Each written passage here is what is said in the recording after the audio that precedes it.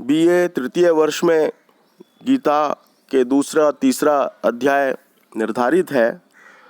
कल हमने इसी पर बात की थी कि गीता में धर्म और अधर्म की लड़ाई है अथवा दो धर्मों के बीच में प्राथमिक धर्म की वरीयता क्रम से उस समय आवश्यकता महसूस होती है, इस पर विचार किया था। इसी बात को आगे बढ़ाते हुए मैं पुनः आपसे इसी विषय पर प्रस्तुत कर रहा हूँ। यहाँ से ही गीता के विषय वस्तु या वर्ण्य विषय को आधार प्राप्त होता है। गीता में अर्जुन जिन बातों को श्री कृष्ण के सामने रखकर युद्ध न करने की बात कहता है, वे सब बातें आज धर्म के रूप में विद्वानों के द्वारा संतों की वाणी से, आचार्यों के श्रीमुख से, महंतों के मठों से सुनाई देती है।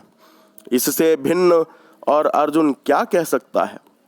अर्जुन की ही भांति हम स्वकर्तव्य से, स्वधर्म से, स्वकर्म से वर्तमान में सामयिक कार्य में प्रवृत्त होने से बचते हैं। निम्न श्लोकों से अपने मनोभावों की तुलना करना कदापि अनुचित नहीं होगा। संजय धृतराष्ट्र को संबोधित करते हुए कहता है कि हे भारत, निद्राजित अर्जुन द्वारा इस प्रकार प्रेरित हुए श्री कृष्ण उस उत्तम रथ को दोनों सेनाओं के बीच में भीष्म और द्रोणाचार्य के तथा अन्य सब राजाओं के सामने खड़ा करके बोले, हे पार्थ, इन एकत्र कौरवों को देखो।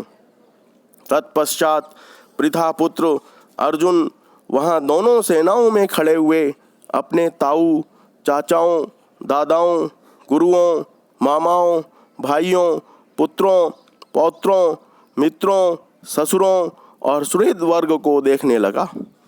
युद्ध में इन सभी कुटुंबियों को खड़े हुए देखकर अत्यंत करुणा से आवेष्टित होकर कुंती पुत्र अर्जुन विषादग्रस्त होता हुआ इस प्रकार कहने लगा, हे कृष्ण, सामने खड़े हुए युद्धेच्छुक स्वजन समुदाय को देखकर मेरे सब अंग शिथिल हो रहे हैं, मुख सूख रहा है, मेरे शरीर में कंपन और रोमांच हो रहा है, गांडीव धनुष हाथ से खिसक रहा है, त्वचा जल रही है, मेरा मन भ्रमित हो रहा है। अधिक क्या, मैं खड़ा रहने में भी अपने आप को असमर्थ देख रहा हूँ। हे केशव, इसके अतिरिक्त और भी अन्य लक्षण मुझे विपरीत ही दिखाई दे रहे हैं। युद्ध में अपने कुल को नष्ट करके मैं कल्याण नहीं देख पा रहा हूँ। मैं विजय नहीं चाहता हूँ और न ही राज्य का सुख ही। हे गोविंद, मुझे राज्य से, भोगों से या जीवित रहने से क्या प्रयोजन है? हमें जिनके लिए राज्य, भोग और सुख आदि अभीष्ट हैं, वे ये हमारे गुरु, ताऊ, चाचा, लड़के, दादा, मामा, ससुर, पोते, साले और अन्य कुटुंबी लोग धन और प्राणों को त्याग कर युद्ध में खड़े हैं। हे मधुसूदन, मुझ पर वार करते हुए भी इन संबंधियों को त्रिलोकी का राज्य पाने के लिए भी मैं मारना नहीं चाहता, फिर थोड़ी सी पृथ्वी के लिए तो कहना ही क्या है। हे जनार्दन, इन धृतराष्ट्र पुत्रों को मारने से हमें क्या प्रसन्नता होगी? प्रत्युत इन आताताइयों को मारने से हमें पाप ही लगेगा। इसलिए हे माधव, अपने कुटुंबी धृतराष्ट्र पुत्रों को मारना हमें उचित नहीं है, क्योंकि अपने कुटुंब को नष्ट करके हम कैसे सुखी होंगे।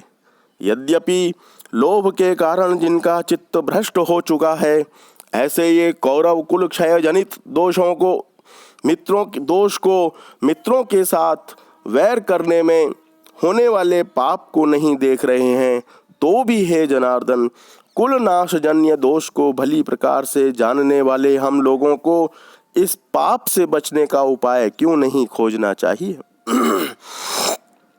कुल का नाश होने से सनातन कुल धर्म नष्ट हो जाता है और धर्म नाश होने से सारे कुल को सब ओर से पाप दबा लेता है। हे कृष्ण, इस तरह पाप से घिर जाने पर उस कुल की स्त्रियां दूषित हो जाती हैं। हे वार्ष्णेय, स्त्रियों के दूषित होने पर उस कुल में वर्ण संकरता आ जाती है। वह वर्ण संकरता उन कुल घातियों को और कुल को नरक में ले जाने का कारण बनती है, क्योंकि उनके पितर लोग पिंड क्रिया और जल क्रिया नष्ट हो जाने के कारण अपने स्थान से पतित हो जाते हैं। इस प्रकार वर्ण संकरता को उत्पन्न करने वाले उपर्युक्त दोषों से उन कुल घातियों के सनातन कुल धर्म और जाति धर्म नष्ट हो जाते हैं। हे जनार्दन, जिनके कुल धर्म नष्ट हो चुके हैं, ऐसे मनुष्यों का निस्संदेह नरक में निवास होता है, ऐसा हमने सुना है। अहो, शोक है कि हम लोग बड़ा भारी पाप करने का निश्चय कर बैठे हैं, जो कि इस राज्य के सुख के लोभ से अपने कुटुंब का नाश करने के लिए तैयार हो गए हैं। यदि मुझे शस्त्र रहित और सामना न करने वाले को ये शस्त्रधारी धृतराष्ट्र पुत्र दुर्योधन आदि रणभूमि में मार डालें तो वह मेरे लिए बहुत ही अच्छा होगा। संजय बोला, इस रणभूमि में वह अर्जुन इस प्रकार कहकर बाणों सहित धनुष को छोड़कर शोकाकुल चित्त हो रथ के ऊपर बैठ गया। तब इस प्रकार अश्रुपूर्ण कातर नेत्रों से युक्त, करुणा से आवृत या आवेष्टित उस शोकातुर अर्जुन से मधुसूदन बोले, हे अर्जुन, तुझे यह श्रेष्ठ पुरुषों द्वारा सेवन न करने योग्य स्वर्ग विरोधी और अपकीर्ति करने वाला पाप इस रण क्षेत्र में क्यों उत्पन्न हुआ? कुतस्त्वा कश्मलमिदं विषमे समुपस्थितम् अनार्यजुष्टम अस्वर्ग्यम अकीर्तिकर अर्जुनम। दूसरे श्लोक में श्री कृष्ण अर्जुन से निम्न वाक्य बोलते हैं, इस अवसर पर तुझे यह कायरता की बात क्यों सूझ रही है? अर्जुन, नपुंसक मत बन। जैसे अत्यंत कठोर शब्दों का प्रयोग करते हुए उसके कृत्यों की भर्त्सना करते हैं और कहते हैं कि हे पार्थ, क्लीवता को मत प्राप्त हो, यह तुझे शोभा नहीं देती। हे शत्रुओं को तपाने वाले परंतप, हृदय की क्षणिक और क्षुद्र दुर्बलता को त्याग कर युद्ध के लिए स्थिर हो। गीता के दूसरे अध्याय का तीसरा ये श्लोक है, क्लैव्यम मास्मगमः पार्थो नैतत्त्वय्युपपद्यते क्षुद्रम हृदय दौर्बल्यम त्यक्त्वा उत्तिष्ठ परंतप। अर्जुन की पूर्वोक्त बात सुनकर, दशा तथा दिशा को देखकर श्री कृष्ण मुख से अपने प्रिय के प्रति तत्काल प्रथम प्रतिक्रिया का आवेग अत्यंत ही क्रूरतम शब्दों में अभिव्यक्त हुआ है। यह तात्कालिक तीव्र प्रतिक्रिया प्रकृतिजन्य प्रतीत होती है, बड़ी स्वाभाविक है।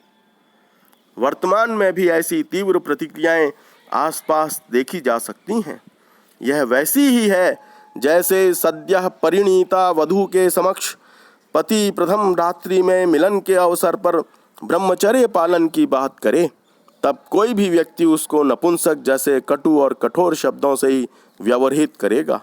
श्री कृष्ण भी उसकी बातें सुनकर अपने संवेग को संग्रहित नहीं कर सके और अर्जुन को नपुंसक मत बन जैसे शब्दों का प्रयोग कर झकझोरते दिखाई देते हैं।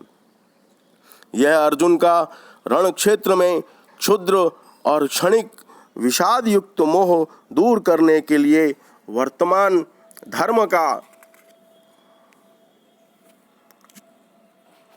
सामयिक